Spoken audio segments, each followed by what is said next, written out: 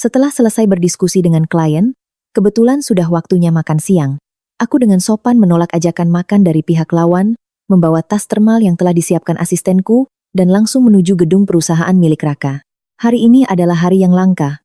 Aku akhirnya punya waktu luang, dan kebetulan sedang berada di dekatnya. Tentu saja, aku harus memanfaatkan kesempatan ini untuk makan siang bersamanya. Kami sudah sangat lama tidak duduk bersama untuk makan siang. Selama 3 minggu terakhir, aku terus-menerus lembur. Rencana untuk proyek di Barat Kota direvisi berulang kali, membuatku begitu sibuk hingga hampir saja pindah ke kantor. Bisa menyisihkan waktu seperti ini hari ini benar-benar kesempatan langka. Aku tidak memberitahunya terlebih dahulu, pertama karena aku tidak yakin bisa mengatur waktu, dan kedua karena aku ingin memberinya kejutan. Hanya dengan memikirkan ekspresi terkejutnya saat melihatku. Sudut bibirku tanpa sadar melengkung ke atas. Begitu Mbak Ratih melihatku, ekspresinya sempat terhenti sejenak, sebelum dengan cepat menampilkan senyum profesional. Ibu Kirana sudah datang. Hatiku tiba-tiba terasa kosong, tetapi di luar aku tetap tidak menunjukkan apa-apa. Aku mengangguk pelan, langsung mendorong pintu kantor Raka.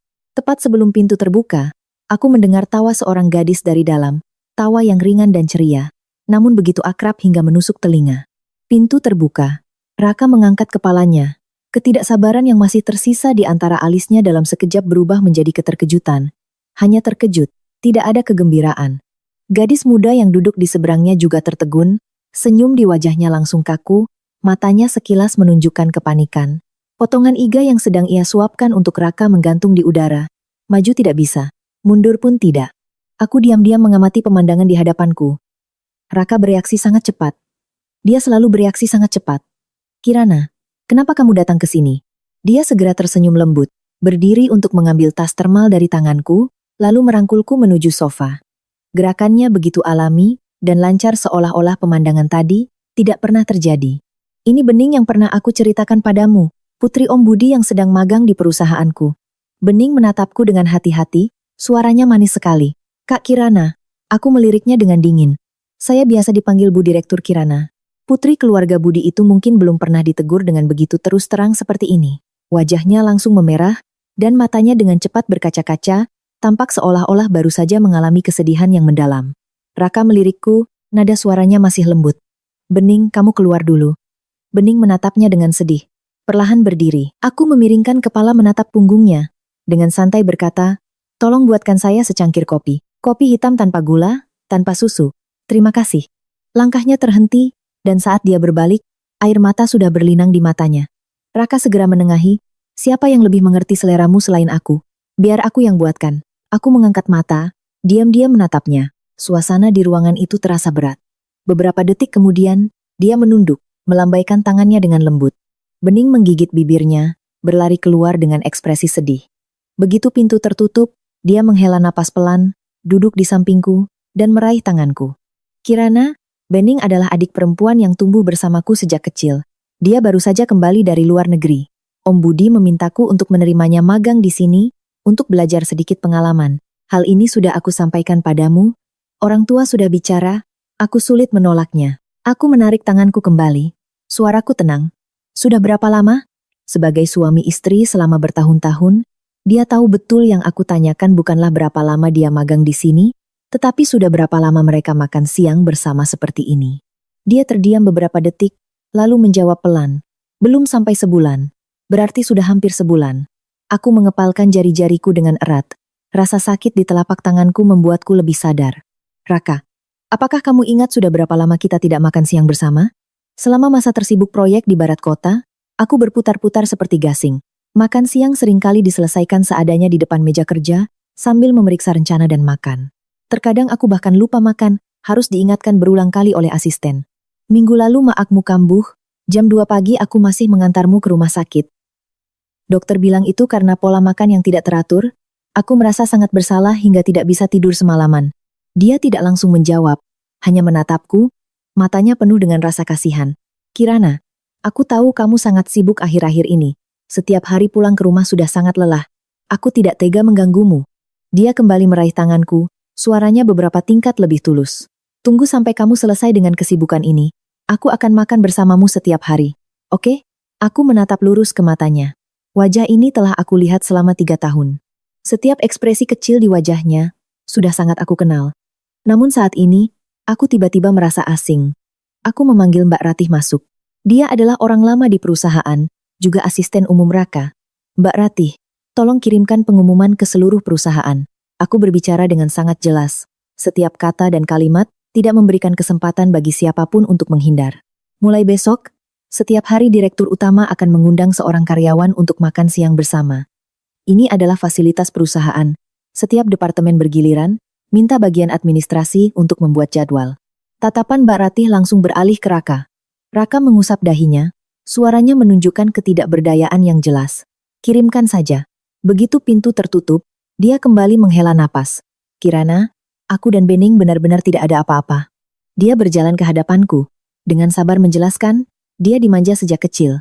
Keluarga Budi tidak percaya dengan makanan di luar, jadi setiap hari mereka menyiapkan makan siang dan menyuruh orang untuk membawanya. Hanya kebetulan saja menyiapkan 1 porsi tambahan untukku. Keluarga kita adalah kenalan lama, dia juga seperti adik perempuanku, hanya makan bersama saja. Aku tidak mengatakan apa-apa. Lagi pula, ini kantor. Jika kami benar-benar ada apa-apa, masa kami tidak tahu malu seperti itu?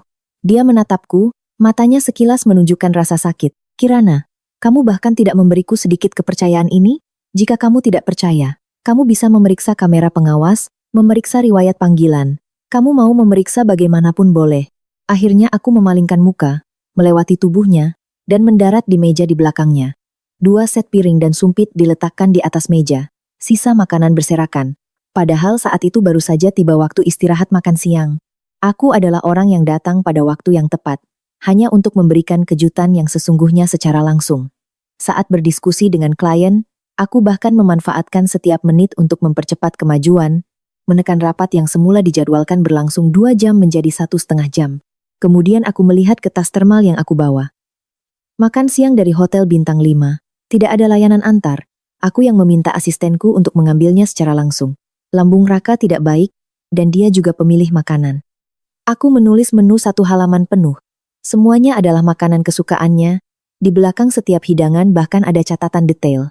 Saat ini, tas yang indah dan mewah itu seperti tamparan tanpa suara, satu persatu mendarat tepat di wajahku. Aku berdiri, suaraku anehnya tenang. Aku bukan hakim. Aku menghukum seseorang. Tidak perlu bukti, hanya melihat suasana hati. Setelah selesai berbicara, aku mendorong pintu dan melangkah keluar, tanpa menoleh ke belakang. Sejak hari itu, aku dengan tegas tinggal di perusahaan. Aku menenggelamkan diri dalam proyek di barat kota. Siang dan malam tanpa istirahat, sampai proyek itu selesai dengan sempurna. Pesta perayaan baru saja berakhir, aku langsung pulang ke rumah orang tuaku. Bersandar di sofa, aku melaporkan kemajuan proyek dan situasi perusahaan baru-baru ini kepada ayah. Setelah selesai mendengarkan, dia mengangguk puas, dan tidak bertanya lebih lanjut. Ibuku membawa semangkuk sup hangat dan meletakkannya di hadapanku, suaranya penuh dengan rasa kasihan. Kamu benar-benar sama seperti ayahmu. Begitu sibuk langsung tidak tahu cara merawat diri. Lihat dirimu, kurus sekali. Dia duduk di sampingku, dengan lembut mencubit pipiku, alisnya berkerut tidak senang. Aku segera memeluk lengannya, tersenyum manis.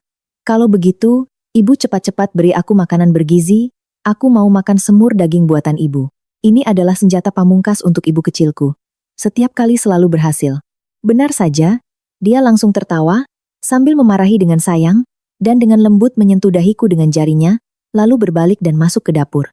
Ayah mengetuk-ngetuk papan catur, mengangkat dagunya ke arahku, dengan sikap penuh kebanggaan. Kemarilah. Aku menyingsingkan lengan baju, duduk di seberangnya. Aku adalah putri satu-satunya dari keluarga Santoso, sejak kecil dididik dengan standar sebagai pewaris. Menjelang kelulusan, ayah sakit parah, surat pemberitahuan kritis dikirim 3 kali. Aku terbang semalaman dari luar negeri, begitu meletakkan barang bawaan, aku langsung mengambil alih grup Santoso. Tahun-tahun itu, aku jatuh bangun, berjuang selangkah demi selangkah. Untungnya, pada akhirnya semua bisa dilewati. Ayah pulih, perusahaan stabil, kedua orang tuaku akhirnya bisa tenang menikmati masa tua. Saat Raka datang, aku sama sekali tidak terkejut. Selama waktu ini, setiap hari dia mengirimiku pesan untuk menjelaskan dan meminta maaf, mengirim video kamera untuk membuktikan dirinya.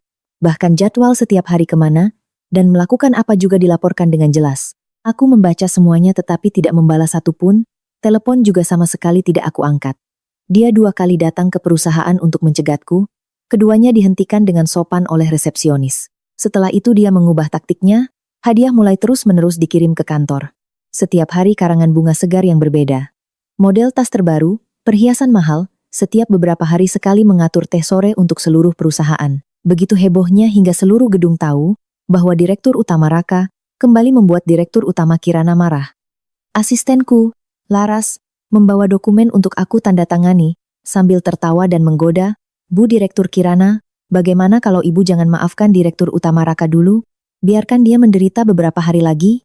Anggap saja sebagai kesejahteraan untuk semua orang. Sekretaris Linda juga menyembulkan kepalanya dari luar pintu untuk ikut serta.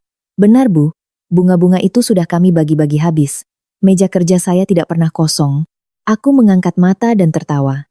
Kalian kalau bergosip, bisa menjauh sedikit dari orang yang bersangkutan tidak? Semua orang tertawa terbahak-bahak lalu dengan cepat bubar. Mereka tidak tahu bahwa kemarahan bukan hanya emosi, itu juga sikap. Aku harus membuat Raka mengerti bahwa batasku tidak bisa diuji dengan cara apapun. Menikah selama 3 tahun, orang seperti apa dia, aku sangat memahaminya. Pikiran kecil bening juga aku pahami dengan sangat baik. Kepekaan wanita pada dasarnya tidak membutuhkan alasan, tetapi juga tidak pernah salah. Trik murahan seperti ini bahkan tidak membuatku ingin turun tangan. Orang yang perlu aku tangani dari awal hingga akhir hanyalah Raka. Saat makan malam, Raka tetap bersikap seperti biasa. Mengambilkan makanan untuk orang tuaku, minum anggur bersama ayahku, menimpali ucapan ibuku juga, dengan tepat dan pas. Dia selalu pandai dalam hal-hal ini. Orang tuaku tidak menyadari sedikit pun keanehan. Keduanya tidak henti-hentinya memujinya, bahkan secara tidak langsung memamerkan putri mereka sendiri. Selesai makan, kami kembali ke rumah pribadi kami. Begitu pintu tertutup, Raka langsung memelukku dari belakang. Dagunya bersandar di lekuk bahuku. Napasnya yang berhembus di leherku membawa sedikit aroma anggur yang samar. Sayang, suaranya dalam dan agak serak. Aku sangat merindukanmu, jangan marah lagi, ya? Aku tidak bergerak, juga tidak bersuara. Dia melepaskanku. Mundur selangkah lalu mengeluarkan ponsel dari sakunya. Dia memutar rekaman suara dalam obrolan. Om Budi, soal magang bening, sudah saya atur ke kantor cabang, selanjutnya dia tidak perlu datang ke kantor pusat lagi. Ujung telepon di sana hening beberapa detik lalu terdengar tawa ayah Budi. Baiklah, kalau Raka yang urus, Om tenang. Raka menyimpan ponselnya dan menatapku. Kirana, aku tahu yang kamu inginkan bukan hanya ini. Yang kamu inginkan adalah sikapku. Inilah sikapku. Aku menatapnya tanpa berkata apa-apa. Ruang tamu hanya menyalakan satu lampu berdiri. Cahaya kuning samar menyelimuti ruang yang sunyi. Telinganya yang disinari lampu agak memerah, begitu merah hingga mengingatkanku pada hari dia melamarku 3 tahun lalu. Saat itu dia juga berdiri di hadapanku seperti ini. Telinganya memerah tetapi matanya begitu cerah. Setiap kata dan kalimat yang dia ucapkan adalah janji-janji lama, bahkan agak kuno, setia, hormat, pengertian, teguh memilih untuk menghadapi segalanya bersama hingga tua. Hingga tua bersama. Saat itu, ungkapan itulah yang membuatku terharu. Terlalu sederhana, begitu sederhana hingga di lingkungan ini, terdengar agak konyol. Tetapi ketika dia mengucapkannya, matanya seolah memiliki cahaya bintang. Jadi aku percaya. 3 tahun setelah menikah, dia memang selalu melakukan apa yang pernah dia janjikan. Kami adalah pasangan teladan di mata semua orang. Aku tiba-tiba merasa luluh. Raka. Aku menatapnya, perlahan berkata, ini adalah yang pertama, dan juga yang terakhir. Dia tertegun sejenak, lalu segera memelukku erat-erat. Lebih erat dari sebelumnya. Terima kasih sayang. Dia membenamkan wajahnya di leherku, suaranya membawa senyum. Aku mencintaimu. Aku tidak bersuara, hanya mengangkat tangan dan dengan lembut melingkarkannya di pinggangnya. Kalau begitu, aku akan memberimu satu kesempatan lagi. Aku pernah berpikir, masalah ini akan berakhir di sini. Aku mengerti Raka. Begitu dia berjanji, dia tidak akan membiarkan Bening memiliki kesempatan lagi. Setidaknya saat itu, aku benar-benar berpikir begitu. Sampai pesta ulang tahun ibu mertua, aku baru menyadari bahwa pernikahanku ternyata lebih rapuh dari yang aku bayangkan. Keluarga Cokro dan keluarga Budi memiliki hubungan baik selama 3 generasi. Hal ini aku tahu dengan sangat baik. Hanya saja aku meremehkan beratnya hubungan 3 generasi itu di dalam hatinya. Atau mungkin aku terlalu melebih-lebihkan posisiku di dalam hatinya. Hari itu, aku mengenakan gaun malam strapless berwarna merah muda pucat, dengan kalung safir. Raka mengenakan setelan hitam, dengan dasi safir yang senada. Pakaian untuk acara-acara penting selalu aku yang siapkan. Aku sangat suka gaya serasi yang saling melengkapi seperti ini. Begitu muncul, tatapan semua orang langsung tertuju pada kami. Sahabatku, Anissa, menggandeng lenganku. berbisik di telingaku. Kirana, aku benar-benar iri padamu, jelas-jelas pernikahan bisnis, tapi kalian bisa hidup seperti cinta sejati. Aku memeluknya, dengan lembut berkata, Anissa, kamu pantas mendapatkan yang terbaik di dunia ini. Dia tidak berkata apa-apa, hanya tersenyum tipis. Aku mengerti senyuman itu. Dia adalah contoh khas pernikahan bisnis. Suami istri bermain sendiri-sendiri, masing-masing mendapatkan apa yang mereka butuhkan, tidak saling mencampuri. Jika tidak terpaksa, siapa yang mau hidup seperti itu? Jadi aku selalu menganggap diriku beruntung. Kak Raka, Kak Kirana, di belakang terdengar suara yang familiar. Aku berbalik. Bening berdiri di sana. Di bibirnya tersungging senyum ramah yang menyebalkan. Tidak memanggilku Bu Direktur Kirana, juga tidak memanggilku kakak ipar, melainkan Kak Kirana. Kak Kirana, soal kejadian waktu itu, aku selalu ingin mencari kesempatan untuk menjelaskan padamu. Dia melangkah maju 2 langkah, di mulutnya berbicara denganku, tetapi matanya melirik ke arah Raka. Matanya penuh dengan kesedihan yang tersembunyi. Bibir Raka bergerak sedikit, seolah ingin mengatakan sesuatu, tetapi pada akhirnya tetap diam. Aku menjawab dengan dingin. Sekarang menjelaskan juga belum terlambat. Dia terdiam. Matanya langsung memerah. Suaranya juga mengecil beberapa tingkat. Aku dan Kak Raka tumbuh bersama sejak kecil. Waktu kecil kami selalu seperti bayangan. Dia berhenti seolah tidak tahu bagaimana harus melanjutkan. Bagaimanapun juga, aku hanya berharap kalian jangan bertengkar karena aku. Akhirnya Raka angkat bicara. Bening, masalahnya sudah lewat. Saat mengucapkan kalimat itu, tangannya dengan lembut menepuk punggungku. Gerakan menenangkan yang refleks, seolah sudah menjadi kebiasaan. Aku mengangguk pelan, nadaku datar. Tidak akan? Lagi pula kamu tidak sepenting itu. Air mata Bening berputar di matanya, seolah ingin jatuh tetapi masih ditahan. Tatapan Raka berhenti di wajahnya sedetik lalu dengan cepat beralih. Suasana hening selama beberapa detik. Anissa tersenyum, dan melangkah maju untuk menengahi. Bening, tokoh utama pesta ada di sebelah sana, kamu belum mengucapkan selamat, kan? Baru saat itulah, Bening mengangkat tangan untuk menyeka sudut matanya, dengan suara pelan berkata, kalau begitu aku ke sana dulu. Saat berbalik, ujung gaunnya dengan lembut menyapu celana Raka. Raka berdiri diam di tempat, menatapnya pergi, lalu baru berbalik ke arahku, Kirana. Aku tidak menunggunya melanjutkan, hanya menggandeng lengan Anissa. Anissa, temani aku ke toilet sebentar. Pesta resmi dimulai. Aroma parfum dan gaun-gaun indah saling berjalin, gelas-gelas diangkat, dan diturunkan tanpa henti. Ibu mertuaku dikelilingi semua orang seperti bintang di antara kerumunan, tertawa hingga wajahnya berseri-seri. Bening mengikuti ibunya untuk mengucapkan selamat. Dari jauh aku sudah melihat kalungnya berubah. Sebelum pesta dimulai masih kalung berlian, sekarang berubah menjadi kalung safir. Sekilas, memang ada beberapa kemiripan dengan kalungku. Kak Kirana. Ketika mereka mendekat, Bening seolah baru saja menyadari, dengan terkejut menutupi mulutnya. Kebetulan sekali, kalung kita modelnya sama. Ibu Budi tersenyum menimpali. Sepertinya selera kalian berdua memang sama. Raka tidak bersuara. Dia berdiri di sampingku, dan aku bisa merasakan dengan jelas kekakuan di tubuhnya. Aku sedikit melengkungkan bibir, perlahan menjawab. Kalung saya adalah desain khusus dari kepala desainer merek Doni. Di seluruh dunia hanya ada satu.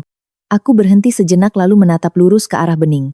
Bening, kamu naif sekali. Ada beberapa orang yang sangat suka menggunakan barang tiruan berkualitas tinggi untuk menipu gadis-gadis muda yang tidak mengerti. Wajah Bening langsung pucat.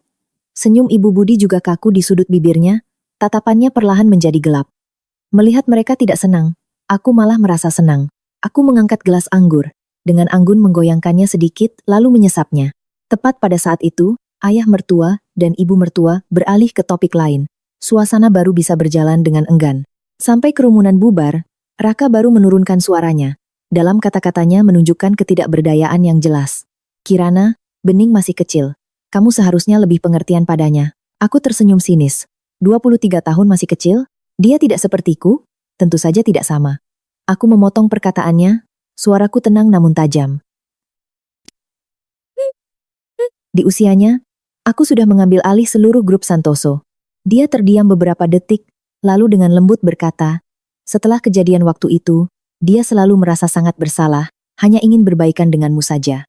Kamu tidak perlu membuatnya kehilangan muka di depan banyak orang seperti itu. Aku tidak menjawab, hanya mengangkat tangan melepas kalung, memberikannya pada Linda yang berdiri di samping. Tidak pakai lagi. Sial, baru saja selesai bicara. Di belakang terdengar, Suara pertanyaan yang tercekat bercampur isak tangis. Kak Kirana, sebenarnya apa salahku padamu, sampai kamu harus mengincarku seperti ini? Entah sejak kapan, Bening sudah kembali. Dia berdiri beberapa langkah jauhnya, air mata sudah mengalir di pipinya, tatapan semua orang di sekitar langsung tertuju ke arah ini. Aku tetap tersenyum. Dengan santai bertanya, aku melakukan apa padamu? Coba katakan. Dia membuka mulut tetapi tidak bisa mengucapkan sepatah kata pun, hanya menangis lebih kencang. Raka melihat air matanya, jakunnya bergerak sedikit, suara bisik-bisik di sekitar juga mulai terdengar. Bening menatapku dengan mata merah, lalu menatap Raka dalam-dalam, setelah itu, dia tiba-tiba berbalik dan berlari lurus ke pintu utama. Raka hampir secara refleks, langsung mengangkat kaki hendak mengejar. Aku mengulurkan tangan menahan pergelangan tangannya. Raka, suaraku sangat pelan, tetapi setiap katanya tajam dan jelas. Kamu harus ingat baik-baik. Kamu suami siapa? Dia menoleh menatapku, matanya penuh dengan kekhawatiran. Kirana, aku harus pergi melihatnya. Suaranya tegang, menunjukkan ketergesaan yang jelas. Suasana hatinya tidak baik. Aku takut dia kenapa-kenapa. Nanti di rumah aku akan jelaskan padamu. Setelah berkata begitu, dia menepis tanganku. Melangkah besar mengejar, tanpa sedikit pun keraguan.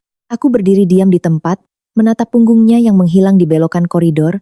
Di pergelangan tanganku masih terasa sisa rasa di tepisnya, sakit hingga menusuk. Aku perlahan menarik tanganku kembali, mengangkat gelas anggur, tersenyum tipis pada para tamu yang sedang melihat ke arahku. Itu adalah pertama kalinya, Raka dan aku bertengkar hebat. Dia berdiri di tengah ruang tamu, dadanya naik turun, suaranya bergetar menahan amarah. Kenapa kamu bersikeras tidak mau melepaskan Bening? Dia hanya seorang gadis yang lemah, menindasnya membuatmu merasa sangat berhasil. Aku tidak mengatakan apa-apa. Dia berlari keluar sendirian, lalu tercebur ke kolam di taman. Suaranya tercekat, setiap katanya berat. Dia takut air sejak kecil, kamu tahu tidak saat sendirian di dalam air, dia takut sekali. Saat aku menariknya ke atas, tubuhnya basah kuyup dan terus gemetar. Baru saat itulah aku mengangkat mata menatapnya. Lalu apa hubungannya denganku? Suaraku masih sangat tenang. Apakah aku yang mendorongnya? Dia tertegun lalu matanya langsung dipenuhi kekecewaan yang lebih dalam dari sebelumnya. Sesama wanita, kamu bahkan tidak punya sedikit pun rasa kasihan padanya? Aku tetap tenang seperti biasa. Raka, jangan bilang kamu tidak tahu Bening punya perasaan apa padamu. Aku menatap lurus padanya. Suaraku tidak tinggi tetapi cukup menekan lawan bicara hingga tidak bisa menghindar. Sekarang kamu berdiri di sini menanyaiku. Sebenarnya apa yang ingin kamu katakan? Tidak perlu berbelit-belit. Tiba-tiba dia mengulurkan tangan dan menyapu vas bunga di rak. Vas porselen biru itu jatuh dengan keras ke lantai, pecah berkeping-keping. Pecahan porselen beterbangan, menggores pergelangan kakiku. Garis darah tipis perlahan keluar. Rasa sakit dari luka itu sangat kecil tetapi terus terasa hingga ke dalam hati. Vas porselen biru itu adalah barang unik yang kami dapatkan pada tahun pernikahan kami. Aku sangat menyukainya. Kemudian, aku tidak sengaja membuatnya retak di salah satu sudut dan merasa menyesal cukup lama. Rakalah yang bertanya kemana-mana, akhirnya menemukan seorang pengrajin ahli dan membawanya sendiri untuk diperbaiki. Hari membawanya pulang, dia masih dengan gembira menuntut imbalan dariku. Ekspresinya penuh kemenangan. Lihat, bukankah seperti baru? Kamu mau memberiku hadiah apa? Tapi sekarang, di hadapanku hanya ada lantai yang berantakan. Raka berdiri di tengah tumpukan pecahan, ekspresi bersalah di wajahnya begitu nyata dan berat. Aku dan Bening tumbuh bersama sejak kecil, hubungan kami seperti saudara kandung, tidak pernah melewati batas. Dia melangkah maju selangkah, matanya tiba-tiba menjadi dingin. Jangan menggunakan pikiran kotormu untuk melihat kami. Setiap kata yang dia ucapkan berat seperti palu, dan jangan sampai aku tahu kamu menindasnya lagi, kalau tidak aku tidak akan diam saja. Setelah selesai berbicara, dia berbalik dan membanting pintu pergi. Aku menunduk melihat luka di pergelangan kakiku, darahnya sudah berhenti mengalir, hanya menyisakan goresan tipis. Aku tiba-tiba merasa lucu, begitu lucu hingga aku sendiri tidak bisa membedakan, apakah aku sedang menertawakannya, atau menertawakan diriku sendiri. Setelah malam itu, Raka tidak pulang lagi. Dia mempromosikan Bening menjadi asisten umum, langsung menggantikan posisi Mbak Ratih. Sekarang mereka tidak hanya makan siang bersama. Setiap hari, sarapan, makan malam, berbagai pertemuan bisnis, mereka juga pergi bersama, hampir selalu berdampingan. Benar-benar Raka, orang yang paling tahu bagaimana cara membuatku tidak nyaman. Anissa meneleponku. Suaranya sangat tergesa-gesa. Kirana, sebenarnya apa yang terjadi antara kamu dan Raka? Di kalangan kita sudah jadi gosip. Orang-orang bilang sekarang dia dan si Bening itu lengket sekali. Dia berhenti sejenak lalu melanjutkan. Lagi pula, kamu kok malah merekrut asisten laki-laki? Sekarang semua orang menebak-nebak kalian akhirnya mulai main sendiri-sendiri. Saat itu, aku sedang memeriksa ulang seluruh aset bersama antara aku dan Raka. Aku telah menyewa tim akuntan keuangan profesional untuk menangani pembagiannya. Tetapi aku terbiasa dengan segala sesuatu harus berada dalam kendaliku. Jadi meskipun aku menyerahkannya pada orang lain, aku harus memahami dasar asetnya terlebih dahulu. Aku dengan tenang menyesap kopi. Anissa, aku tahu kamu cemas, tapi tenang dulu. Apa yang dia katakan tentu saja aku tahu. Lagi pula, setiap hari Bening juga mengunggah puluhan postingan di media sosialnya, hanya untuk aku lihat. Punggung yang difoto dari samping saat duduk berdekatan, momen candid saat memakai satu earphone bersama, close up saat dia merapikan dasi Raka. Keterangannya selalu dia selamanya orang pertama yang melindungiku. Teman masa kecil yang tumbuh bersama, pada akhirnya juga harus lebih dimaklumi dari orang lain. Di ujung telepon sana hening beberapa detik. Setelah itu Anissa dengan dingin mengucapkan sebuah kalimat, "Siapapun kamu, tolong turun dari tubuh Kirana Santoso dulu, jangan mengalihkan pembicaraan." Anissa terus bertanya, "Sebenarnya asisten laki-laki itu bagaimana? Dulu kamu bahkan dengan direktur laki-laki dari pihak mitra saja, harus menjaga jarak. Asisten dan sekretaris semua memilih perempuan, kenapa sekarang tiba-tiba berubah?" Aku menjawab dengan sangat santai, "Kalau aku bilang hanya kebetulan, kamu percaya tidak?" "Anissa, aku benar-benar sulit menjelaskannya. Asisten laki-laki itu bernama Bayu. Sejak dia masih magang di perusahaan, aku sudah melihat kemampuannya. Selalu menganggapnya sebagai talenta manajerial cadangan untuk dilatih. Proyek baru yang dibuka kali ini memerlukan perjalanan dinas yang sering. Dan dalam situasi seperti itu, laki-laki memang memiliki keunggulan alami. Dulu aku tidak merekrut asisten laki-laki, hanya karena Raka suka cemburu. Saat baru menikah, setiap kali ada lawan jenis yang mendekatiku, dia selalu menunjukkan kegelisahan dan ketidaknyamanan. Suatu kali dia memelukku, suaranya dalam. Aku tahu itu pekerjaan, tapi aku tetap tidak nyaman. Sejak saat itu, riwayat hidup asisten yang sampai ke mejaku harus disaring jenis kelaminnya terlebih dahulu. Tapi sekarang, aku tidak perlu lagi menahan diri soal itu. Ayah mertua dan ibu mertua memanggilku pulang ke rumah lama untuk makan malam. Bisa ditebak, mungkin mereka sudah mendengar semua rumor di kalangan kami akhir-akhir ini.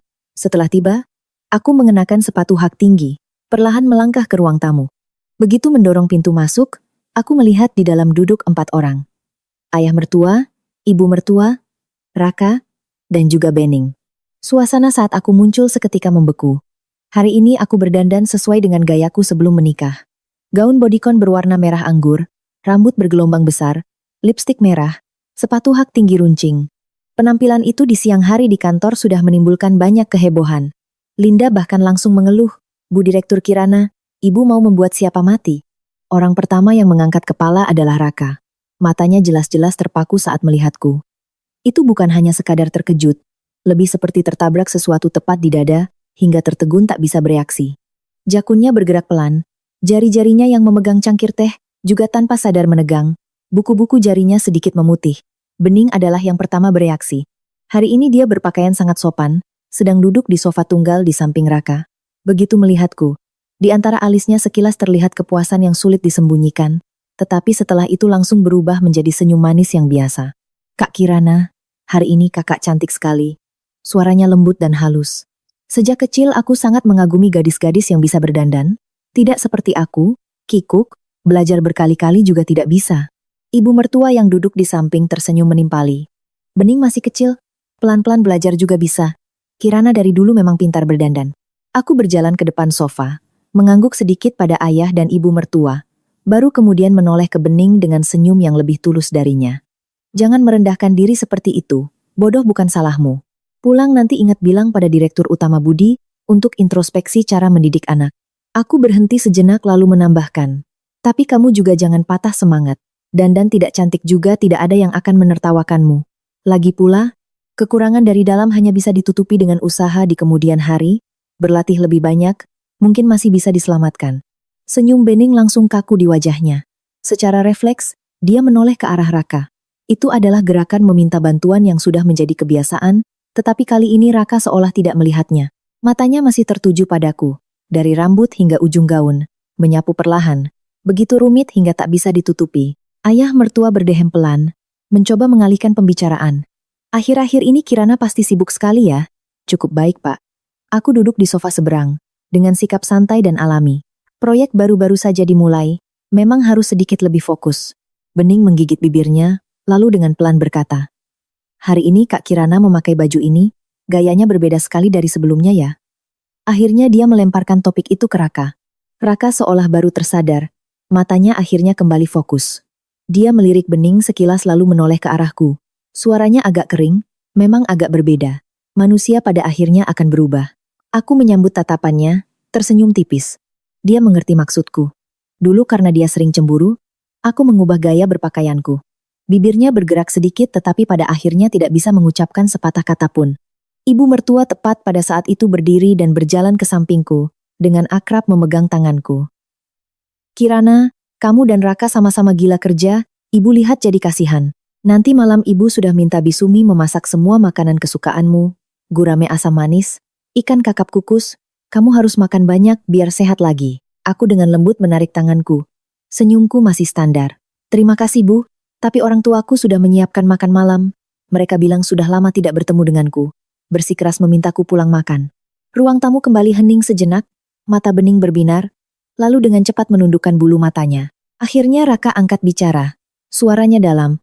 "Kirana, makan dulu baru pergi, nanti aku antar pulang." "Tidak perlu." Aku berdiri. Ujung gaunku membentuk lengkungan yang rapi dan tegas. Sopir sudah menunggu di luar. Sebenarnya hari ini aku berencana untuk tinggal dan makan bersama ayah dan ibu mertua. Kalau tidak aku juga tidak akan sengaja meluangkan waktu untuk datang ke sini. Sejujurnya, ayah dan ibu mertua selama ini selalu memperlakukanku dengan baik. Aku juga pernah ingin berpisah secara damai, mengakhirinya dengan baik. Tetapi begitu melihat Bening duduk di sana, aku langsung merasa tidak perlu lagi. Ibu mertua baru saja hendak menahanku. Aku sudah memotong perkataannya terlebih dahulu. Kebetulan hari ini semua orang ada di sini. Aku mengeluarkan surat perjanjian cerai yang sudah disiapkan dari dalam tasku, dengan lembut meletakkannya di atas meja kopi lalu mendorongnya ke arah ayah dan ibu mertua. Aku ingin mengumumkan sesuatu. Wajah Raka hampir seketika menjadi gelap. Dia melompat dari sofa, suaranya tertahan hingga serak. "Apa maksudmu?" "Sesuai dengan apa yang tertulis." Ibu mertua sedikit panik, buru-buru memegang tanganku. "Kirana, apa Raka membuatmu marah lagi? Kalian bicara baik-baik. Kalau ada salah paham, jelaskan saja." Dia menoleh, dengan keras memukul lengan Raka. "Cepat jelaskan pada Kirana." Lalu dia menatapku lagi, suaranya hampir memohon. "Kirana, ibu selalu di pihakmu. Jangan emosi, biar ibu yang mendidiknya untukmu." Tepat pada saat itu, Bening dengan sangat pas memerah matanya, suaranya bergetar, "Kak Kirana, apakah karena aku? Maaf, aku dan Kak Raka benar-benar hanya hubungan kerja. Kami bersih. Kalian jangan bertengkar karena aku." Aku benar-benar tidak tahan, tertawa sinis. Benar-benar bodoh. Ayah mertua yang selama ini diam, akhirnya mengangkat kepalanya. Tatapan beratnya menyapu ke arah Bening. Suaranya membawa wibawa orang yang telah berpengalaman bertahun-tahun di dunia bisnis. "Bening, kamu pulang dulu." Wajah Bening pucat, air mata langsung jatuh, tetapi dia masih duduk diam di tempat, hanya menatap Raka dengan tatapan meminta tolong. Raka mengulurkan tangan hendak menarikku, tetapi aku menghindar. Tangannya kaku di udara, suaranya masih mencoba tetap tenang, tetapi jika didengarkan baik-baik, masih terdengar getaran di dalamnya. "Hanya karena ini? Hanya karena masalah kecil seperti ini kamu minta cerai?" Aku menatap lurus ke matanya. Setiap kata dan kalimat jelas, seperti sedang membacakan putusan. Benar, hanya karena ini. Hanya karena Bening tidak tahu malu, tahu orang sudah punya istri tapi masih mencoba masuk. Hanya karena Raka kamu tidak setia, mengkhianati pernikahan. Napas Raka langsung menjadi berat, dadanya naik turun, amarah yang tertahan seolah akan merobek tenggorokannya. "Aku tidak selingkuh, aku dan Bening bersih, sama sekali tidak melewati batas. Kamu bisa memeriksa kamera, mencari orang untuk dikonfrontasi, mau memeriksa bagaimanapun boleh. Aku sudah bilang." Aku dengan tenang mengulangi, "Aku bukan hakim. Aku menghukum. Tidak melihat bukti, hanya melihat suasana hati." Aku berhenti sejenak, menatap lurus padanya. Di dalam hatiku, kamu sudah selingkuh. Ibu mertua masih ingin menasihati. "Kirana, masalah sebesar ini kita pilih waktu lain, panggil juga orang tuamu untuk duduk bersama membicarakannya." Aku tersenyum sinis. Keputusanku adalah keputusan orang tuaku. Aku mengangkat dagu, suaraku tenang namun tegas. Lagi pula, satu-satunya permintaan orang tuaku padaku selama ini hanyalah jangan mengkhianati negara. Raka melangkah maju selangkah, matanya memerah, suaranya tercekat. Aku tidak setuju. Aku mengambil tasku, terakhir kali melirik surat perjanjian cerai di atas meja. "Aku sudah sangat jelas, mungkin kamu masih belum mengerti. Ini bukan negosiasi, ini pemberitahuan. Teh sore bersama Anissa dijadwalkan pada suatu sore di pertengahan minggu. Setelah lulus, waktu luang bagi kami berdua benar-benar tidak banyak. Dia datang lebih dulu dan memilih tempat duduk di dekat jendela. Begitu melihatku dari jauh, dia sudah melambaikan tangan. Begitu aku duduk, pertanyaannya langsung meluncur. Bagaimana perkembangannya? Aku memijat dahiku dengan lembut. Belum ditandatangani. Dia masih tidak mau, akan ditandatangani. Aku mengangkat cangkir kopi. Suaraku tenang. Hanya masalah waktu. Anissa menopang dagu menatapku. Dia mulai memberimu hadiah lagi kan? Bukan hanya memberi hadiah. Pesan, telepon, hadiah setiap hari lebih gila dari saat dia mengejarku dulu. Setiap hari Linda melaporkan seperti biasa. Bu Direktur Kirana, hari ini ada karangan bunga lagi. Langsung dikembalikan saja, Bu Direktur Kirana. Orang dari Direktur Utama Raka sudah menunggu di resepsionis selama 1 jam. Aku mengembalikan semuanya. Dia datang ke rumah orang tuaku, bahkan tidak bisa melewati pintu. Ibuku menelepon bertanya apakah perlu mengatakan beberapa kata agar tidak canggung. Aku hanya menjawab, Ibu jangan pedulikan, berdiri cukup lama, nanti dia akan pergi sendiri. Mantan mertuaku juga pernah mengajak orang tuaku makan bersama. Ibuku menolak dengan sangat tegas, mohon maaf tidak bisa ikut. Setelah selesai mendengarkan, Anissa menghela napas pelan. Tapi bagaimanapun juga Raka belum benar-benar selingkuh. Biasanya dia memperlakukanmu bagaimana? Kami semua lihat. Hanya karena seorang Bening sampai ke tahap ini. Apakah sepadan? Aku meletakkan cangkir kopi. Bening bukan penyebab utama. Aku menatapnya. Suaraku tenang hingga dingin. Tanpa dia, akan ada Bening yang lain. Bening yang lain lagi. Anissa dia menatapku. Menungguku melanjutkan. Kamu tahu kan? Hal yang paling aku benci adalah masalah. Keluarga Cokro dan keluarga Budi memiliki hubungan 3 generasi, kepentingan yang saling terkait, rumit dan tidak ada habisnya. Jika tidak bercerai, cepat atau lambat aku akan terseret ke dalam lumpur kotor ini. Dia terdiam beberapa detik, aku menyesap kopi lalu melanjutkan. Untuk masalah, entah aku selesaikan masalah itu sendiri, aku berhenti sejenak, atau aku selesaikan orang yang menciptakan masalah. Raka adalah tipe yang kedua. Anissa terdiam sejenak lalu tiba-tiba tertawa. Baiklah, aku mengerti. Dia tidak menasihati lebih lanjut. Sinar matahari di luar jendela sangat indah, jatuh di bibir cangkir kopi, memantulkan lingkaran cahaya samar. Raka dibawa oleh orang tuanya. Saat berdiri di depan gerbang kantor catatan sipil, seluruh tubuhnya begitu kuyuh hingga hampir tidak berbentuk.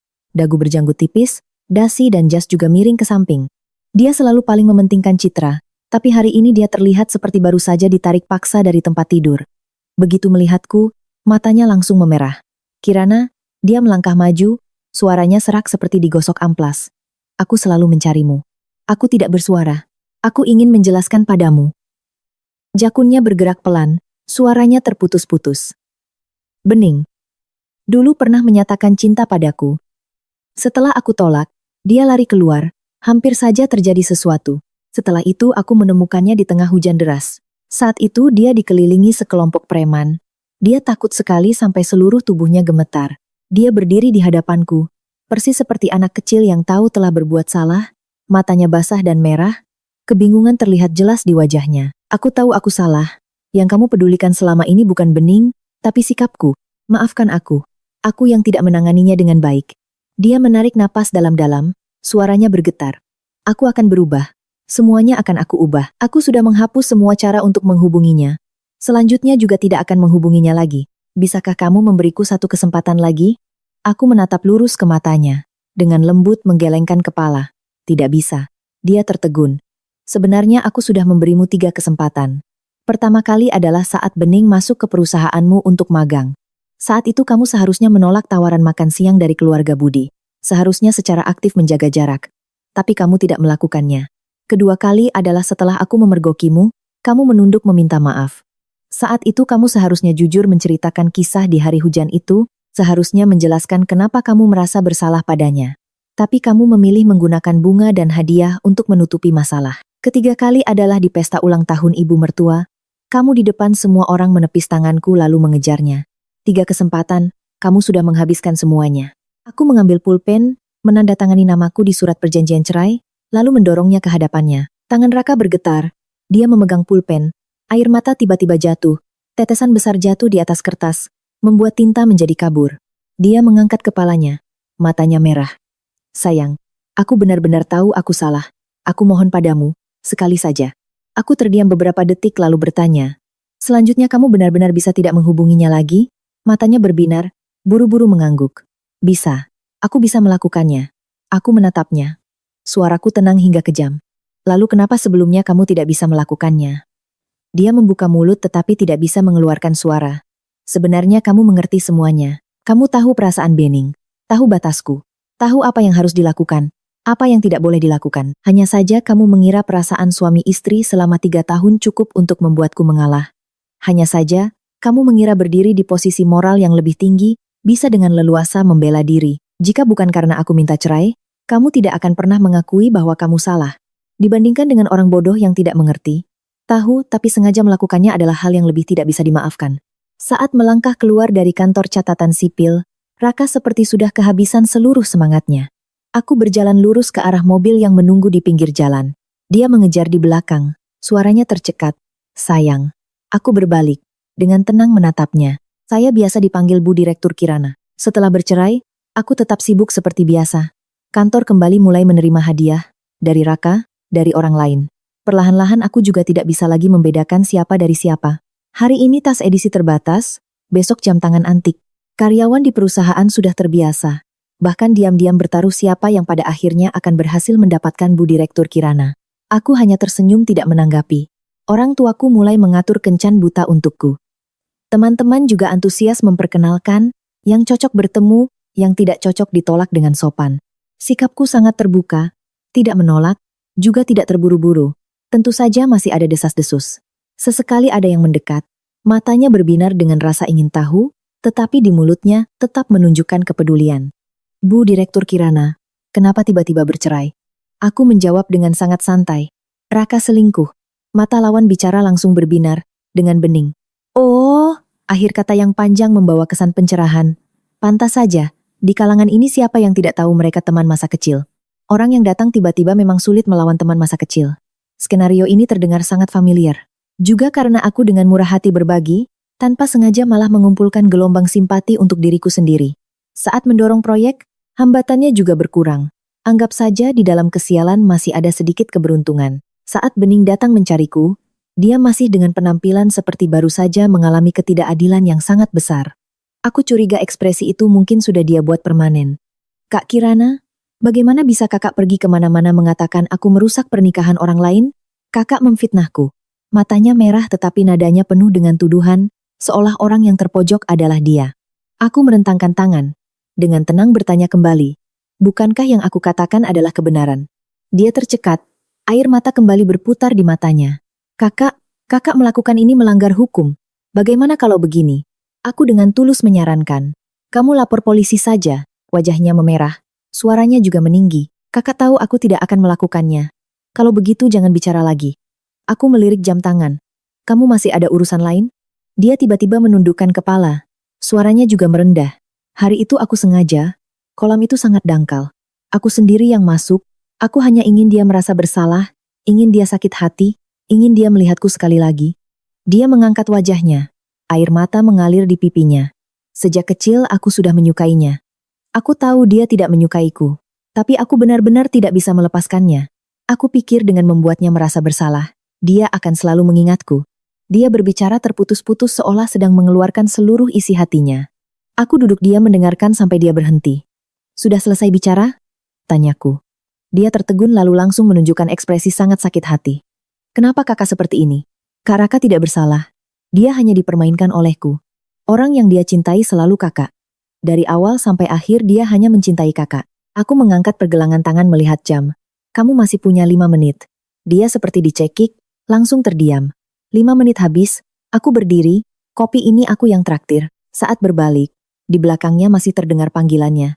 Suaranya terisak penuh dengan ketidakrelaan. Dia mengira itu adalah pengorbanan demi cinta, cukup untuk membuat langit dan bumi terharu. Tetapi pada akhirnya, yang dia harukan dari awal hingga akhir hanyalah dirinya sendiri. Anissa pernah bertanya padaku, kenapa tidak membalas dendam pada Bening? Aku bilang, masalah dalam pernikahanku tidak pernah terletak padanya. Jika Raka tidak bisa teguh memilihku, maka cepat atau lambat kami akan berpisah. Aku berhenti sejenak lalu melanjutkan. Karena dalam perasaan, tidak berpihak adalah sebuah pengkhianatan. Raka kembali mulai mengejarku. Aku bilang padanya jangan buang-buang tenaga. Dia menatapku, suaranya serak. Tidak bisakah kamu menganggapku sebagai pengejar biasa? Tidak sama. Aku menatapnya dengan sangat serius, dan berkata, titik awal yang tidak sama, standarnya juga tidak akan sama. Awalnya aku tergerak olehmu karena ketulusanmu. Ketulusan itu adalah kualitas terpenting dalam dirimu. Aku sedikit melengkungkan bibir. Mataku kembali menjadi hambar. Sekarang kamu mau beralih ke pernikahan bisnis denganku? Maaf, kamu masih belum cukup pantas. Di antara para pengejarku, kamu tidak pernah menjadi yang terbaik. Hanya saja, saat itu, kamu meminta seorang senior yang aku hormati untuk menjadi mak komblang, sehingga terjadilah kencan buta hari itu. Dan sekarang jika sudah kembali ke titik awal pernikahan bisnis, aku punya banyak pilihan yang lebih baik darimu. Kemudian Anissa pernah bertanya padaku, sebenarnya apa yang kamu inginkan? Aku berpikir sejenak, lalu teringat sore itu saat aku membawa tas termal, mendorong pintu kantornya. Teringat saat dia berkata hingga tua bersama, matanya berkelip. Teringat saat dia menepis tanganku, lalu berbalik mengejar punggung itu. Aku ingin seseorang. Aku berkata, seseorang yang tidak perlu menggunakan kamera pengawas untuk membuktikan dirinya bersih, tidak perlu menggunakan hadiah untuk menutupi kesalahan, juga tidak perlu aku awasi untuk mendapatkan rasa aman. Dia hanya perlu dalam setiap pilihan, bisa dengan teguh berjalan ke arahku. Di luar jendela, matahari sangat indah. Asisten mengirim pesan mengingatkanku bahwa rapat sore ini diundur ke jam 3. Aku menjawab oke, lalu berdiri merapikan barang-barang. Anissa bertanya, mau kemana? Belajar. Aku mengambil tasku, sambil lalu bertanya, nanti malam ada waktu? Aku traktir makan. Dia tertawa. Ada dong. Makan malam dari Bu Direktur Kirana harus dimakan. Saat melangkah keluar dari kafe, aku teringat ucapan Raka hari itu. Tidak bisakah kamu menganggapku sebagai pengejar biasa? Pengejar biasa? Tapi dia tidak tahu bahwa di mataku, dia sudah lama bukan lagi orang biasa itu. Dia pernah menjadi orang yang ingin aku habiskan sisa hidupku bersamanya. Dan posisi itu, sekali kosong, tidak akan pernah disimpan untuk orang yang sama lagi. Sinar matahari jatuh di bahuku, membawa sedikit kehangatan lembut. Aku mengangkat tangan melihat jam. Sudah waktunya rapat. Selesai. Cerita kedua. Saya memergoki suami saya selingkuh. Tepat di atas ranjang sahabat saya sendiri. Pria yang selama 3 tahun ini menyandang predikat impoten, sekarang malah begitu bersemangat melilitnya. Tanpa kesulitan sedikit pun, saya mengangkat ponsel, memotret dari berbagai sudut, lalu mengirimkannya langsung ke suami sahabat saya, disertai sebuah pesan. Istrimu memang dewa penyembuh. Penyakit apapun bisa disembuhkan, termasuk impoten. Saya bersandar di kusen pintu, suara saya ringan. Sayang, cepat sekali pulihnya. 2 orang di atas ranjang langsung kaku. Tama menatapku seolah tidak percaya. Mulutnya ternganga tanpa bisa berkata-kata. Riani bereaksi lebih cepat. Buru-buru menarik selimut menutupi tubuhnya. Bulan, kami. Jangan buru-buru. Saya mengangkat ponsel, biar saya foto beberapa lagi. 3 tahun menikah. Ini pertama kalinya saya melihat suami saya begitu bersemangat. Tama tiba-tiba sadar, menerjang hendak merebut ponsel. Selimut tersingkap, pemandangan yang terlihat membuat saya harus menghindar. Saya mengangkat alis. Tenang, bukannya belum pernah lihat. Saya berhenti sejenak, suara saya datar. Ah, lupa. Memang belum pernah lihat. 3 tahun ini kamu menjaga diri baik-baik. Ternyata untuk sahabatku. Wajah Riani memerah. Bulan, dengarkan penjelasanku. Semua tidak seperti yang kamu pikirkan. Saya menatapnya. Sudut bibirku melengkung. Jelaskan apa? Kamu mengorbankan diri untuk menyembuhkan penyakit suamiku. Aku harus berterima kasih. Saya memutar ponsel di tangan. Suaraku datar. Kalian lanjutkan saja. Aku akan panggil kakak ipar, Bima, untuk melihat. Sayang sekali kalau tidak lihat langsung. Wajah Riani langsung pucat. Dia adalah istri dari kakak Tama, kakak iparku, sekaligus sahabat terbaikku. Hubungan yang cukup untuk ditulis menjadi sebuah drama. Berani kamu, Tama menggeram. Ia menatap lurus padanya. Kamu berani berbuat, kenapa aku tidak berani? Tepat saat itu, Riani menerjang, memeluk kakiku erat-erat. Bulan, aku mohon, jangan katakan pada Bima, aku salah. Saya menunduk, menepuk bahunya dengan lembut. Berdiri dulu, lantainya dingin. Dia mengangkat kepala, matanya berbinar penuh harap. Saya melanjutkan, suaraku masih tenang.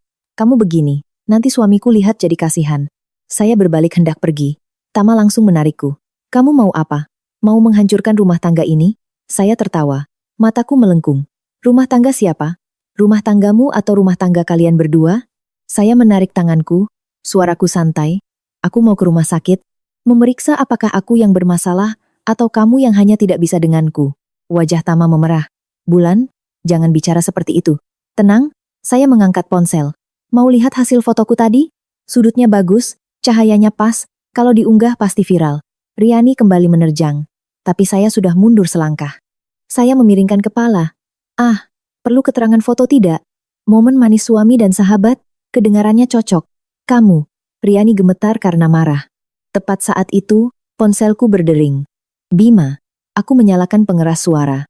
Halo kak, kamu di kamar mana? Suaranya dalam dan singkat. Pupil Riani mengecil, seluruh tubuhnya gemetar hebat. Di koridor terdengar langkah kaki. Aku dengan santai bersandar di kursi, sudah menyiapkan mode rekam video. Pintu terbuka, Bima masuk, matanya menyapu sekeliling, berhenti di Riani lalu beralih ke Tama yang kebingungan. Kak, panggil Tama, suaranya bergetar. Bima tidak menjawab, hanya menatapku yang sedang merekam. Aku terdiam sejenak lalu mengangguk. Iya, Riani merosot ke lantai. Mas, tidak seperti yang kamu pikirkan. Diam. Satu kata cukup membuat seluruh ruangan hening. Aku duduk di sana menyaksikan seluruh adegan, merasa seperti sedang menonton drama. Orang yang dikhianati adalah aku. Tapi saat ini aku adalah yang paling tenang. Pakai bajumu, kata Bima. Keduanya buru-buru merapikan pakaian, gerakannya canggung, matanya menghindar. Bima melangkah maju, mencengkeram kerah Tama, melayangkan 2 pukulan, 1 pukulan lutut berikutnya, membuatnya membungkuk, wajahnya pucat. Aku tersenyum tipis, dulu pura-pura tidak bisa, sekarang sepertinya tidak ada jalan kembali. Setelah Tama jatuh, Bima baru bertanya, sudah berapa lama? Tidak ada yang menjawab, suaranya menjadi dingin. Aku tanya, sudah berapa lama? Riani menangis. 3 tahun. 3 tahun, pas dengan usia pernikahanku. Aku tertawa, suaraku sinis. Ternyata cinta sejati dimulai bahkan sebelum aku masuk ke dalam pernikahan ini. Tama menunduk tidak berani menatap. Angkat kepalamu, bentak Bima. Lihat ke sini, dan katakan. Tama perlahan mengangkat kepalanya, matanya hanya menyisakan kepanikan. Kak, aku. Jangan panggil aku kakak. Suara Bima berat seperti palu. Aku tidak punya adik laki-laki tidak tahu malu seperti ini. Wajah Tama langsung pucat. Riani berlutut di tanah, suaranya bergetar. Mas, aku minta maaf. Aku benar-benar tahu aku salah. Aku berdiri di samping dengan santai menambahkan. Kamu tahu salah atau tahu takut? Kalau bukan aku yang memergoki, mungkin tanduk ini masih akan terus ada di kepala kami. Aku menyimpan ponsel, menoleh ke Bima. Bukti sudah cukup aku rekam, kita pergi saja, kamar ini membuat mata kotor. Bima mengangguk, berbalik hendak pergi. Tunggu, jangan pergi. Tama dengan panik menerjang lalu berlutut di lantai. Aku menoleh dengan senyum tipis. Tidak pergi lalu mau apa? Menontonmu dan kakak ipar berakting lagi? Aku menatapnya dari atas ke bawah, suaraku tenang namun tajam. Bukankah kamu mati-matian ingin bersama kakak ipar? Kami sedang membantumu. Tidak boleh, tidak bisa cerai. Riani hampir berteriak. Bima punya kemampuan, punya kedudukan, dan tidak pernah membiarkannya kekurangan apapun. Sampai tahap ini, yang dia sayangkan jelas bukan perasaan. Dibandingkan dengan Tama, mungkin uang dan status yang Bima berikan adalah yang paling tidak ingin dia lepaskan. Riani merangkak maju beberapa langkah, suaranya tercekat, kamu sibuk kerja terus, aku kesepian makanya hilaf. Maafkan aku kali ini, aku janji mulai sekarang akan benar-benar putus hubungan dengannya. Ya? Bima bahkan tidak meliriknya, hanya dengan dingin menjawab, tidak bisa. Pagi-pagi keesokan harinya, resepsionis kantorku sudah ramai oleh tangisan histeris. Aku sedang duduk di kantor minum kopi, ketika seorang rekan kerja berlari masuk memberitahu, Ibu Riani datang membuat keributan. Mendengarnya, aku hampir menyemburkan kopi di mulutku. Alur cerita ini benar-benar lebih menarik dari sinetron. Bulan, dasar rubah betina tidak tahu malu, kamu menggoda menantuku, menghancurkan keluarga putriku, kamu masih punya hati nurani? Suara Ibu Riani menggema di lantai bawah. Baru berdiri di resepsionis saja dia sudah begitu mendalami perannya. Rina buru-buru berlari masuk. Mbak Bulan, Ibu Riani sedang membuat keributan di bawah. Dia bilang Mbak menggoda menantunya. Aku dengan santai meletakkan cangkir kopi. Oh ya, coba kita lihat. Begitu melangkah ke resepsionis, aku melihat Ibu Riani sambil menyeka air mata, sambil bercerita seolah dialah yang paling teraniaya. Semuanya, tolong lihat. Wanita seperti ini melihat putri saya mendapatkan suami yang lebih baik darinya. Jadi timbul rasa iri, sengaja merusak kebahagiaan keluarganya. Aku bersandar di konter, melipat tangan melihatnya berakting. Sudut bibirku sedikit melengkung. Resepsionis muda itu melihatku, dan bernapas lega seolah bertemu penyelamat. Tante, Bu Bulan sudah turun. Ibu Riani berbalik. Begitu melihatku berdiri di sana, dia semakin marah hingga wajahnya memerah. Hebat sekali, kamu masih berani muncul. Kenapa tidak berani? Aku mengangkat alis. Aku tidak melakukan sesuatu yang harus membuatku bersembunyi. Ibu Riani menunjuk lurus ke arahku. Suaranya melengking. Kamu jangan memutarbalikkan fakta. Putriku dan menantuku hidup dengan baik. Kamulah perusaknya. Aku tertawa dan bertanya langsung. Tante, saya mau tanya satu hal.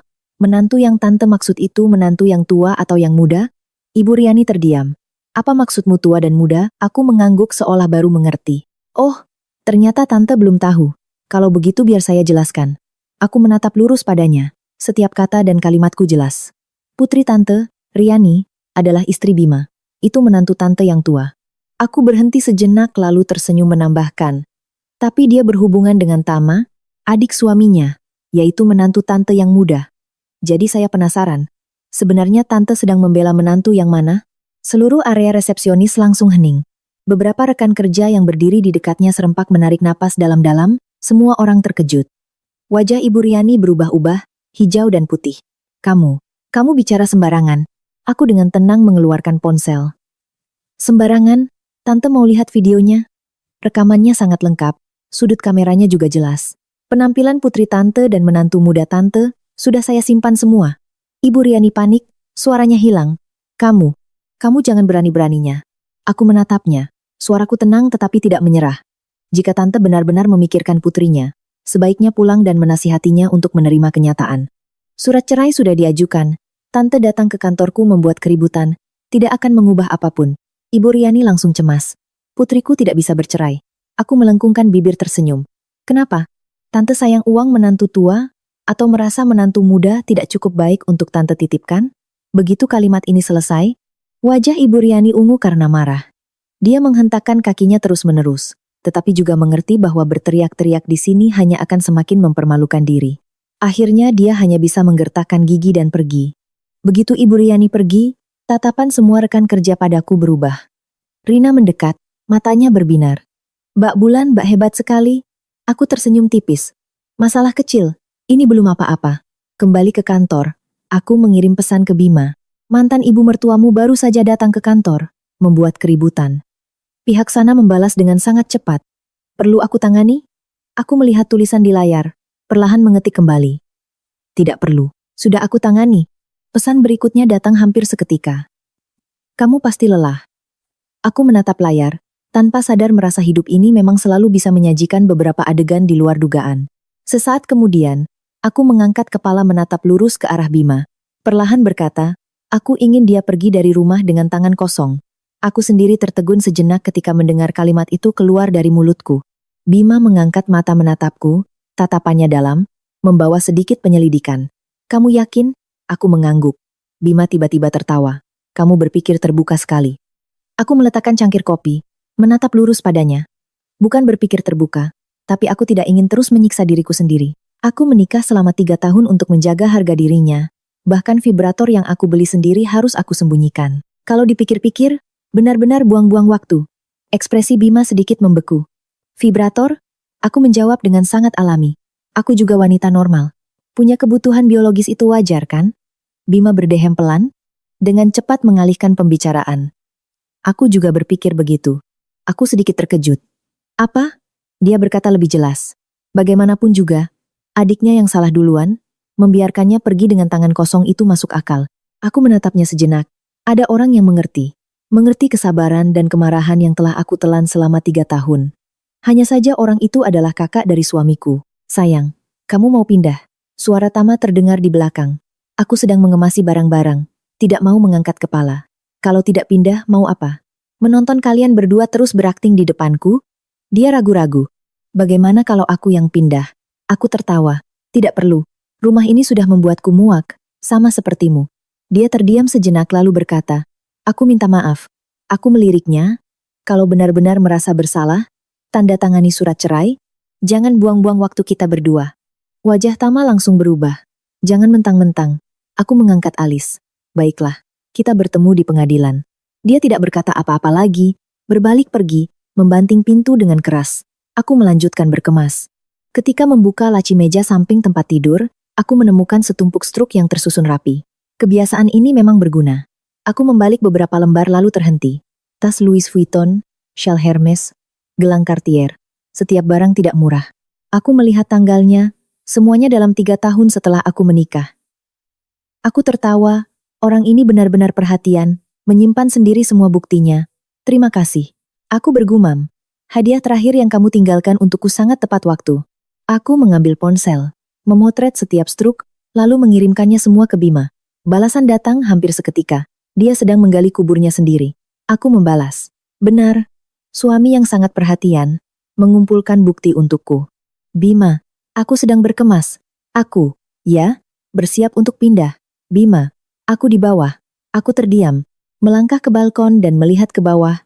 Benar saja mobilnya terparkir di bawah. Kapan orang ini datang? Selesai berkemas, aku membawa koper turun. Bima sedang bersandar di mobil. Di tangannya sebatang rokok.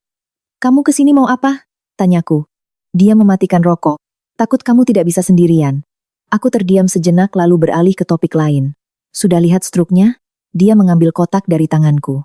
3 tahun ini dia menghabiskan tidak sedikit untuk Riani. Benar, aku tersenyum sinis. Pantas saja selalu bilang tidak punya uang, ternyata sibuk membeli barang mewah untuk orang lain. Aku berhenti sejenak, suaraku perlahan, bahkan vibrator saja tidak bisa membelikanku. Bima berdehem pelan. Bisakah kamu tidak menyebutkan itu lagi? Kenapa? Ini kan biasa saja. Aku memiringkan kepala menatapnya. Dia tidak menjawab tetapi telinganya sedikit memerah. Aku tertawa. Kakak ipar, kamu malu ya? Masuk mobil, katanya singkat. Aku tertawa. Membuka pintu kursi penumpang. Memasang sabuk pengaman. Kemana? Hotel. Dia menyalakan mobil. Aku sudah pesan kamar. Larut malam. Ponsel tiba-tiba bergetar terus-menerus. Aku sedang berbaring di tempat tidur hotel. Menggulir video, melihat nama penelepon. Riani. Aku tersenyum sinis, akhirnya tidak tahan juga. Halo, aku mengangkat telepon. Suaraku malas. Bulan, jangan serakah. Suara di seberang melengking. Aku menguap pelan. Telepon selarut ini hanya untuk mengatakan itu. Kamu punya hak apa menyuruh Tama pergi dengan tangan kosong? 3 tahun ini, barang-barang yang dia belikan untukku semuanya uang hasil kerjanya. Rumah, mobil kamu mau ya sudahlah. Tapi kenapa kamu juga menuntut barang-barang itu? Aku langsung sadar. Bukti datang sendiri ke pintu. Aku menyalakan pengeras suara, sekaligus membuka perekam suara. Suaraku perlahan dan jelas. Maksudmu barang-barang itu semua dibelikan oleh suamiku? Ujung telepon sana tiba-tiba hening. Aku terus menyulut api. Riani, terima kasih ya. Berkat kamu, aku tahu asal-usul barang-barang itu. Aku berhenti sejenak. Suaraku semakin ringan. Ah, benar juga. Tadi kamu bilang suamiku menggunakan gajinya untuk membeli, jadi setiap bulan dia memberimu berapa? Ujung telepon sana terdiam. Riani jelas menyadari dia baru saja salah bicara. Jangan coba-coba menjebakku. Tidak perlu dijebak. Aku tersenyum. Kamu sendiri yang mengaku. Perlu aku putar ulang rekamannya. Kamu merekam? Suaranya mulai bergetar. Aku dengan santai menjawab.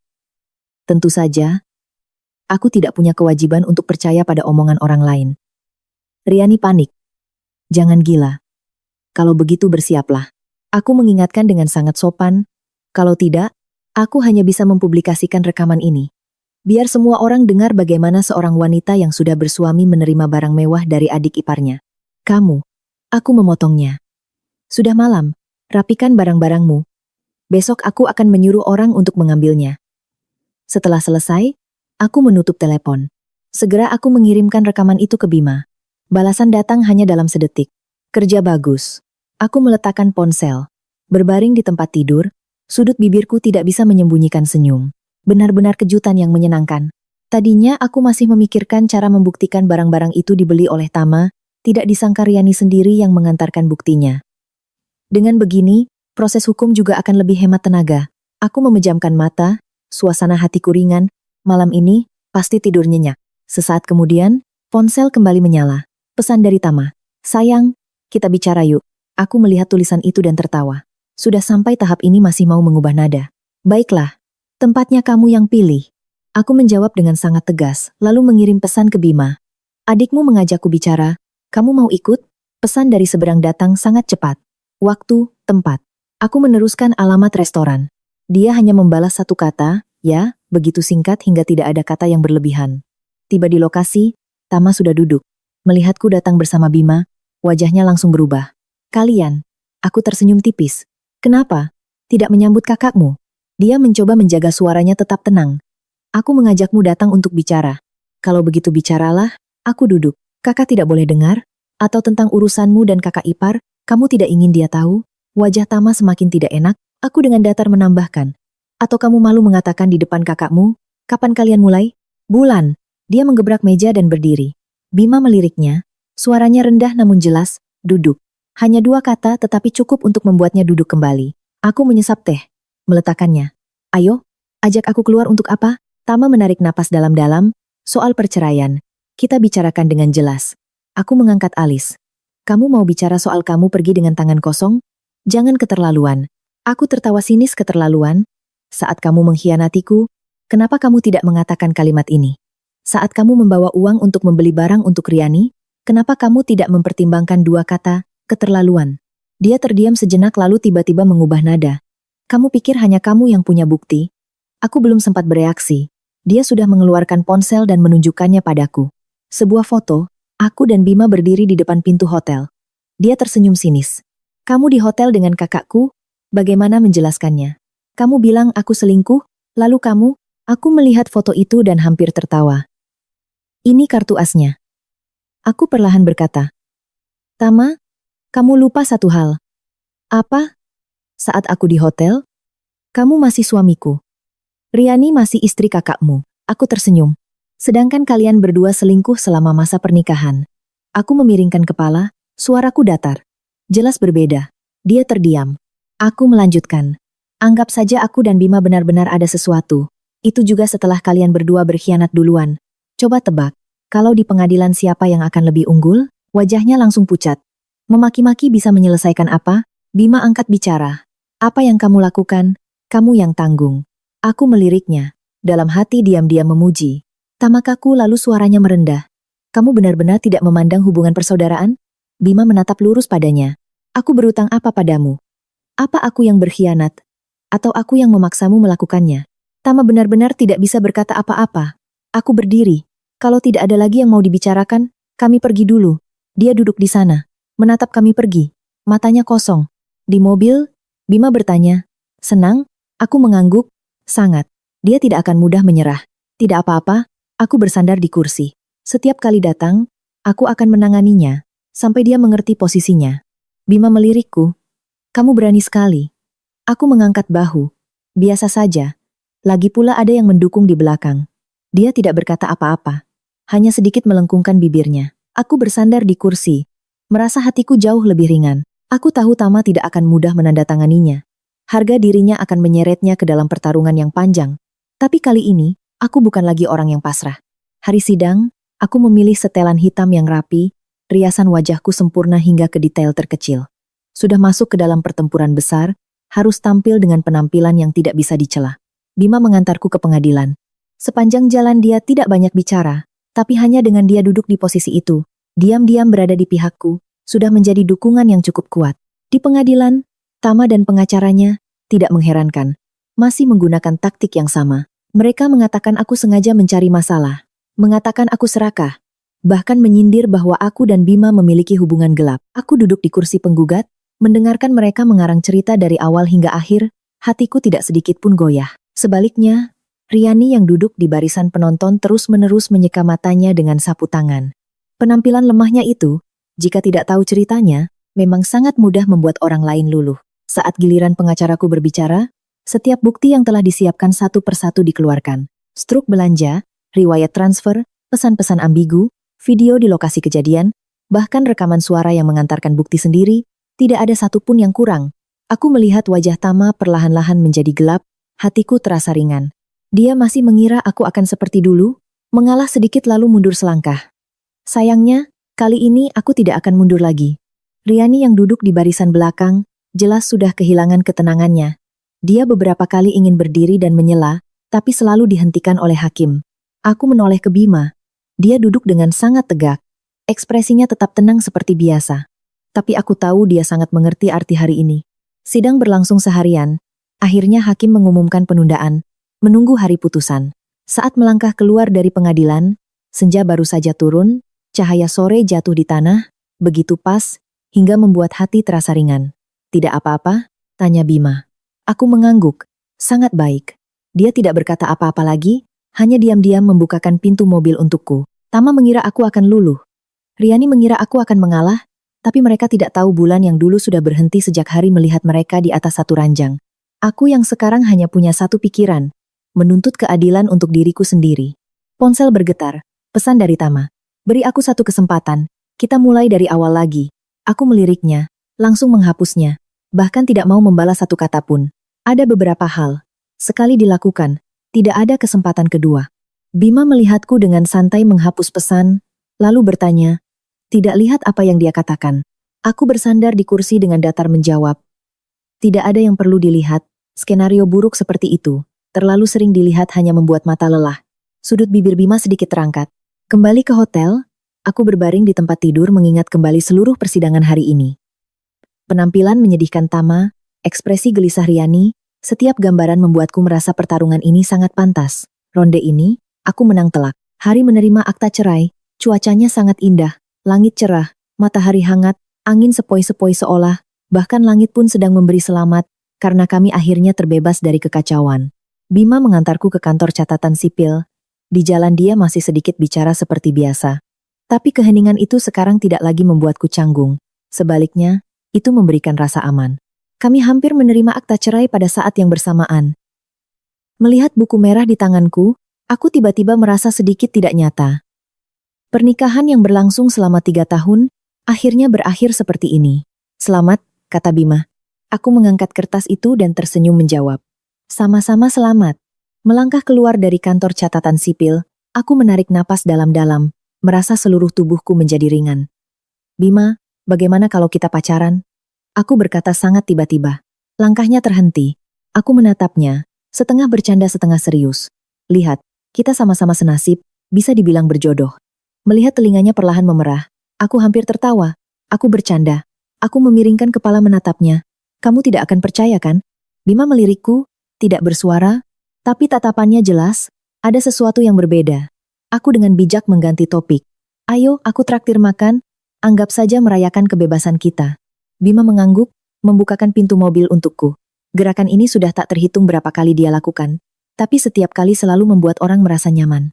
Kami memilih restoran yang tenang, duduk berhadapan. Aku mengangkat gelas. Jujur, selama ini terima kasih banyak. Bima menggelengkan kepala, tidak perlu sungkan, kita memang berada di pihak yang sama. Aku tertawa. Benar juga, sama-sama orang yang dikhianati. Bima sedikit mengernyit. Jangan bilang begitu tentang dirimu. Aku menopang dagu, mengubah nada. Baiklah, kalau begitu sebut saja 2 orang yang baru saja lolos dari tumpukan sampah. Kedengarannya lebih cerah kan? Kali ini dia benar-benar tertawa. Aku tiba-tiba menyadari saat Bima tertawa, wajahnya menjadi semakin menawan. Sinar matahari di luar jendela menyinari sisi wajahnya, membuat garis wajahnya yang tajam menjadi lebih lembut. Lihat apa? Tanyanya. Aku menjawab dengan sangat jujur. Sedang berpikir kenapa dulu aku tidak sadar kalau kamu tertawa itu tampan. Telinga Bima kembali memerah. Penemuan ini membuat suasana hatiku menjadi baik. Selesai makan dia bersikeras mengantarku kembali ke hotel. Mobil berhenti di depan pintu. Aku melepas sabuk pengaman, tiba-tiba menoleh dan berkata, Bima, kalimat yang aku katakan tadi itu serius. Dia menoleh menatapku. Aku menatap lurus padanya. Suaraku tidak cepat tidak lambat. Jika suatu hari kamu ingin memulai hubungan baru, bisa mempertimbangkanku. Setelah selesai, aku membuka pintu dan turun dengan sangat cepat, meninggalkannya duduk diam di dalam mobil. Kembali ke kamar aku merasa sedikit keterlaluan, jadi aku mengiriminya pesan. Anggap saja aku mabuk jadi bicara sembarangan, lupakan saja ya. Pesan terkirim, pihak sana tidak membalas. Sejak hari itu, Bima sepertinya mulai menghindariku. Bahkan untuk urusan melihat rumah, setiap kali dia selalu beralasan sibuk. Aku tahu dia merasa canggung karena perkataanku hari itu.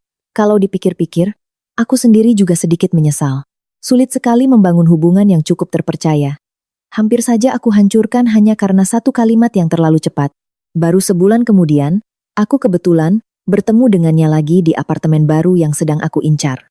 Dia berdiri di balkon, membelakangiku, sinar matahari jatuh di bahunya membentuk bayangan tinggi dan lurus. Tempat ini tidak buruk, Dia tidak menoleh, tapi jelas tahu aku sudah datang.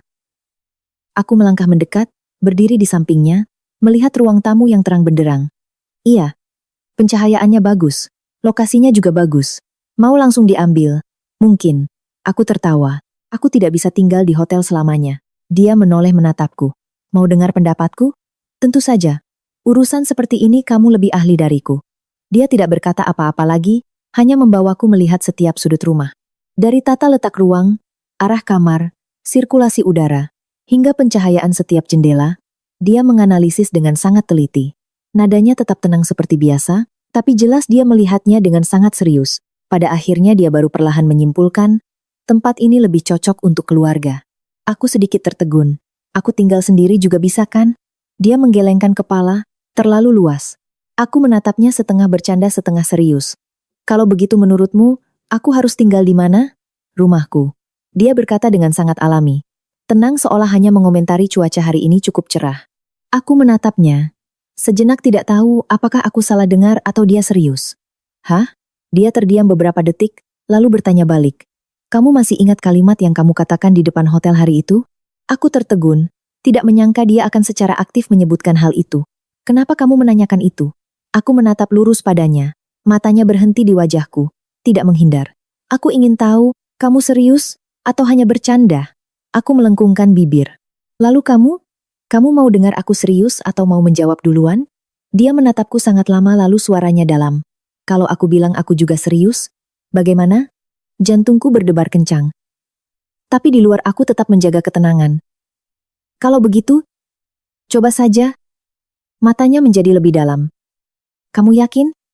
Aku mengangkat alis, suaraku ringan, namun tegas.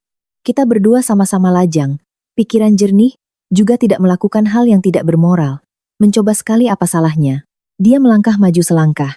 Jarak di antara kami langsung memendek. Kalau begitu, jika sekarang aku menciummu, dia menatap lurus ke mataku. Kamu juga tidak akan keberatan. Aku sedikit menahan napas tapi tetap mengangkat dagu menatapnya. Mau cium ya cium saja. Kenapa banyak tanya? Mau rapat dulu. Dia tertawa pelan, lalu dia menunduk dan memberikan ciuman yang sangat ringan di dahiku. Aku tertegun. Dia mundur setengah langkah, suaranya masih dalam. Untuk sementara begini dulu, hal-hal lain tunggu sampai kita berdua benar-benar siap baru dibicarakan. Aku menyentuh dahiku, merasa lucu sekaligus tidak berdaya. Kamu benar-benar pria sejati yang menyebalkan. Dia menatapku, sudut bibirnya sedikit melengkung, tidak perlu terburu-buru, kita masih punya banyak waktu. Hanya satu kalimat itu membuat hidungku tanpa sadar terasa pedih. Segala kesulitan, segala kepedihan sebelumnya, saat ini seolah baru benar-benar menemukan tempat untuk berlabuh. Melihat mataku memerah, ekspresinya langsung berubah. Kenapa? Aku menarik napas, mencoba menjaga suaraku tetap normal. Kenapa lagi? Orang sedang dilamar dengan baik-baik, kamu malah seperti sedang membahas kontrak. Dia tertegun lalu tertawa sungguhan. Lalu kamu mau bagaimana? Aku meliriknya. Setidaknya harus ada bunga kan? Mana ada orang melamar dengan tangan kosong seperti ini? Dia terdiam 2 detik lalu perlahan mengeluarkan sebuah kotak beludru dari saku jasnya. Aku menatap kotak di tangannya, seluruh tubuhku membeku. Kamu. Dia membuka kotak itu. Di dalamnya ada sebuah cincin. Bunga aku belum sempat siapkan. Dia menatapku, suaranya masih tenang tapi tatapannya sangat pasti. Ini cukup tulus tidak? Aku membuka mata lebar-lebar. Kamu sudah merencanakannya? Dia menjawab singkat. Kalau tidak, kamu pikir kenapa hari ini aku ada di sini? Saat itulah aku baru mengerti.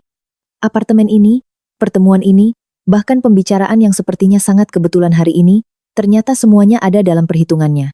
Pria ini biasanya pendiam, tapi sekali memutuskan, dia akan melakukannya sampai tuntas. Dia menatapku, lalu perlahan berlutut dengan satu kaki. Bulan, suaranya sangat rendah, sangat stabil, tapi setiap katanya jelas. Maukah kamu menikah denganku? Aku menatapnya, tiba-tiba merasa semua keributan masa lalu terasa sangat jauh. Pada akhirnya yang menahanku bukanlah janji-janji manis, melainkan kepastian dan ketulusan dari orang yang sedang berada di hadapanku ini. Aku menunduk dan memeluknya, tertawa hingga sudut mataku melengkung. Ya, sebulan kemudian kami melangsungkan pernikahan. Pernikahan yang tidak mewah, hanya mengundang orang-orang terdekat.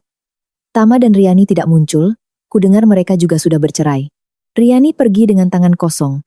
Tama terlilit utang, tapi hal-hal itu sudah lama tidak berhubungan dengan kami lagi. Kami sudah punya kehidupan baru, masa depan baru, kebahagiaan milik kami sendiri. Kalau dipikir-pikir, terkadang aku juga merasa lucu. Jika tidak ada pengkhianatan itu, mungkin aku tidak akan melihat dengan jelas hati orang. Jika tidak ada pengkhianatan itu, aku juga tidak akan bertemu dengan orang yang benar-benar pantas aku percaya. Bima? Tidak. Sekarang harus kupanggil suamiku. Dia masih irit bicara seperti biasa, tapi setiap hal yang dia lakukan lebih bisa diandalkan dari ribuan kata-kata kosong.